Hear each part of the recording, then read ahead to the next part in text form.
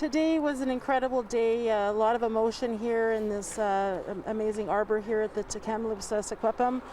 Justin Trudeau walked the grounds this morning. He paid his respects to the graves and the children that were found here.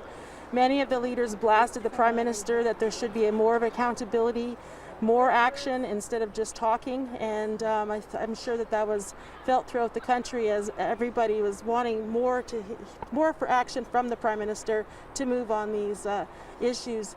Joining me today, I've got two survivors that actually attended the former residential school, and they have a lot to say about what that time spent was like. Joining me is Marie Antoine. Yes. From the Bonaparte First Nation. Can Yes. you tell me about your experience here at the school? I was brought here in 1946 and I stayed here till 1956. So I was here from the time I was 6 years old, and I didn't graduate, but I left school in 1956 because they told me I was too old to be here. And what they did for me when I left was they found me a job. Instead of sending me home, they found me a job in town so that I was close by for them to monitor me and how I was doing with my work. But it was a rough 10 years for me. The only reason why I wanted to come here was because my older sisters all got picked up about the same time, and I was the only one home. I was the youngest, and I got thrown in a truck anyway, a cattle truck, and brought here. And after a while I realized what I had done, but I couldn't go home anymore. They wouldn't allow me to go home. I was here for forever.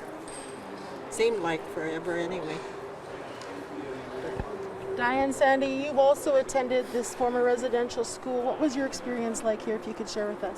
Well, the first time we were brought here in a cattle truck. There was kids from Littlewood, Pavilion, Fountain, and Bonaparte.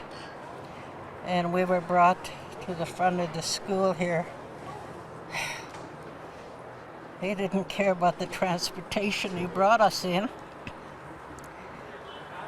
We were laid out in front of the school here. The boys had to be put to one side and us girls on the other. There was no welcome, no saying, we're here to look after you or to help you, or the hurt. It'll always be there. It'll never be erased.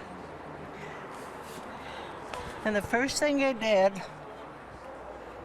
was line us up in a hallway, cut off our braids, poured coal oil over our heads to get, they said, the lice and nets out of our heads that we didn't even know we had at the time, or we did have, or whatever.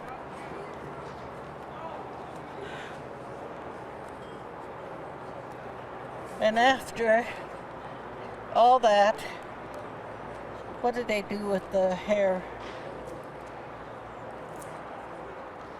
That was part of our spirit, as we were told, our hair. That's part of the degrading part about the residential school.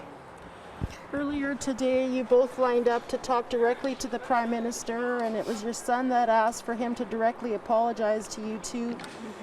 Did that apology make a difference in your healing today? A little bit, yeah, but you'd never bring back all of the things we missed in my childhood anyway. All the things that we would have done naturally at home that we never did here. We were always treated like animals, line up for everything that we did. To go pray first thing in the morning, 6 o'clock in the morning, until about 7, 8 o'clock, and then they fed us food was awful. We appreciate your time today, and I'm sorry we don't have much more time to spend, but we really appreciate your words today, and we wish you all the best in your healing, and thank you for joining us today.